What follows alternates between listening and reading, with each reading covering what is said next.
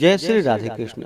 आप सभी का आपके अपने YouTube channel VK Mishra present में बहुत बहुत स्वागत है।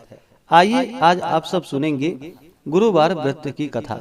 प्रत्येक गुरुवार को जो कि भगवान बृहस्पति देव की कृपा प्राप्ति के लिए व्रत को धारण किया जाता है।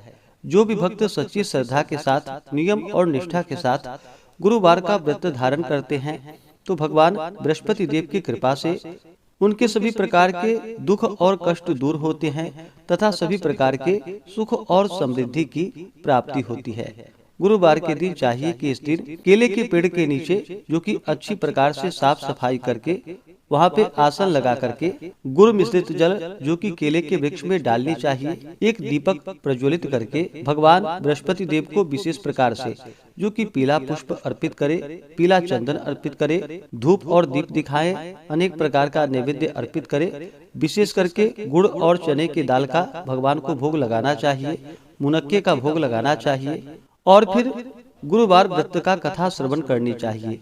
जहाँ पर भी केले का वृक्ष ना हो तो आप भगवान बृहस्पति देव की फोटो या प्रतिमा रख करके उनका पूरे विधि विधान के साथ पूजन करें।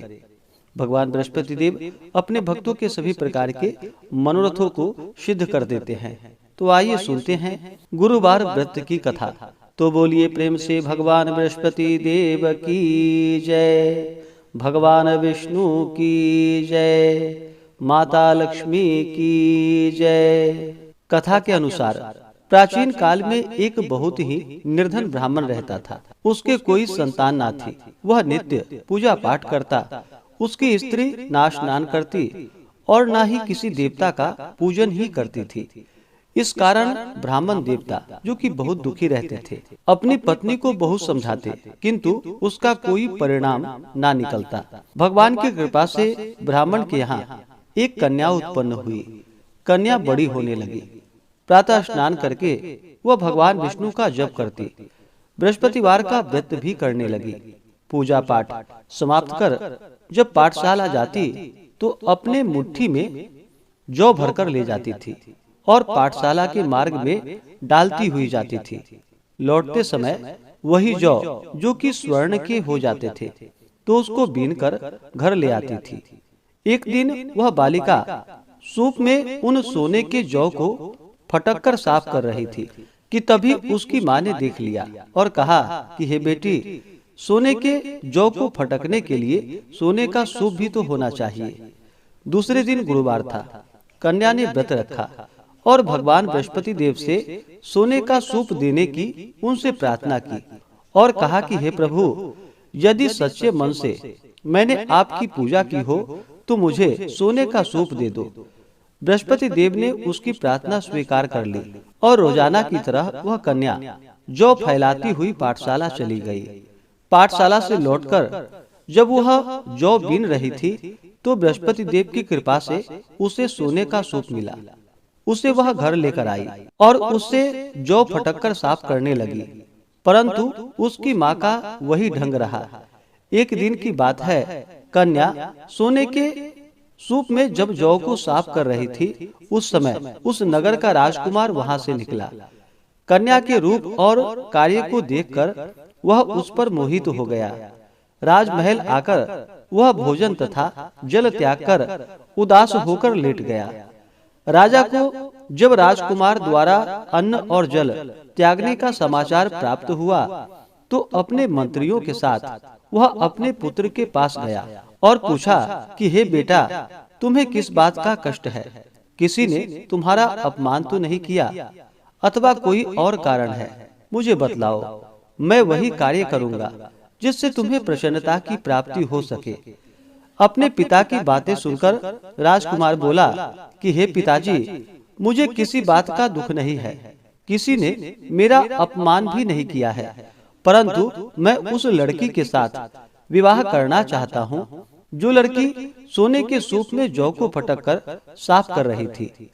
राजकुमार ने राजा को उस लड़की के घर का पता भी बता दिया। मंत्री राजा के कहने पर उस लड़की के घर गया। मंत्री ने ब्राह्मण के समक्ष राजा की ओर से निवेदन किया और फिर कुछ ही दिनों के बाद ब्राह्मण की कन्या का विवाह राजकुमार के साथ संपन्न हो गया। और फिर क्या था, कन्या के घर से जाते ही ब्राह्मण के घर में पहले की भांति गरीबी का निवास हो गया।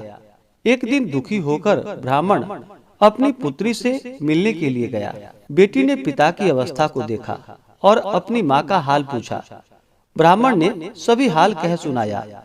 कन्या ने बहुत सा धन देकर अपने पिता को वहां से विदा कर दिया, लेकिन कुछ ही दिनों के बाद फिर वही हाल हो गया। ब्राह्मण फिर से अपनी कन्या के यहाँ गया और सभी हाल कहा तो पुत्री बोली कि हे पिताजी, आप माताजी को यहाँ लिवा लाओ, मैं उन्हें यह विधि बता दूंगी जिससे कि गरीबी दूर हो जाए।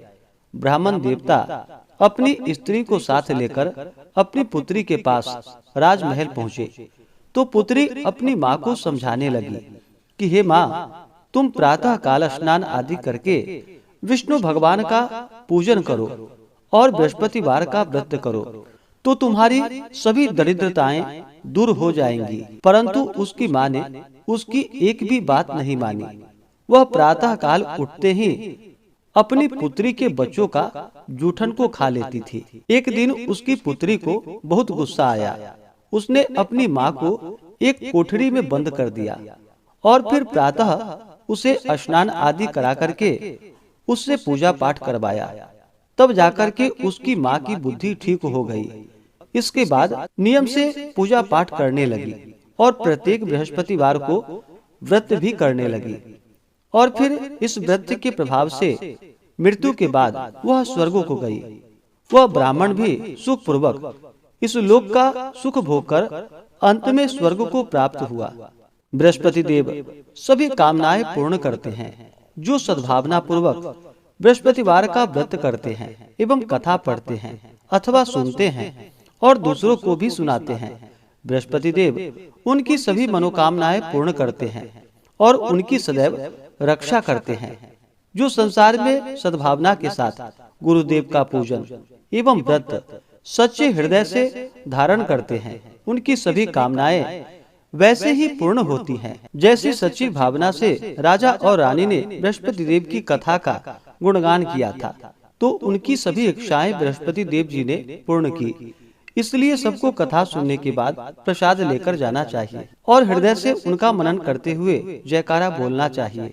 तो बोलिए प्रेम से भगवान बृहस्पति देव की जय, भगवान विष्णु की जय, माता लक्ष्मी की जय, सर्वदेवी देवता की जय।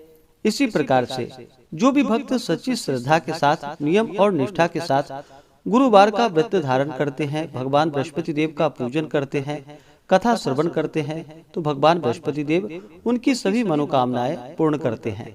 गुरुवार के दिन जो भी भक्तजन व्रत को धारण करने वाले हैं, गुरुवार के दिन कुछ बातों का ध्यान भी रखना चाहिए। गुरुवार के दिन इस दिन शुद्ध और सात्विकता का पालन करना चाहिए, ब्रह्मचर्य का पालन करना चाहिए। इस दिन बाल, दाढ़ी, नाखून आदि नहीं काटनी चाहिए। इस दिन पूजन में पीले वस्तु का प्रयोग करना चाहिए और भोजन में भी पीले वस्तु का प्रयोग करना चाहिए। इस दिन नमक ग्रहण नहीं करनी चाहिए, बाल, दाढ़ी, नाखून नहीं काटनी चाहिए, साबुन सर्प का प्रयोग इस दिन नहीं करना चाहिए और पूर्ण श्रद्धा भक्ति भाव के साथ भगवान का पूजन, कथा श्रवण, आरती करनी चाहिए। इससे भगवान बृहस्पति देव अति प्रसन्न होते हैं और अपना कृपा प्रदान करते हैं। तो आशा करता हूँ कि यह जानकारी आपको अच्छा लगा हो। इसी प्रकार से कथा को सुनने के लिए, व्रत पूजा के बारे में जानने के लिए चैनल पे अगर आप पहली बार आए हैं तो चैनल को लाल बटन दबा करके सब्सक्राइब करें, साथ में बेल आइकन घंटी को दबाएं ताकि आने वाली वीडियो का नोटिफिकेशन आपको समय से मिलता रहे। वीडियो को लाइक करें, शेयर करें। सुखी रहें और स्वस्थ रहें। जय श्री राधे कृष्ण। धन्यवाद।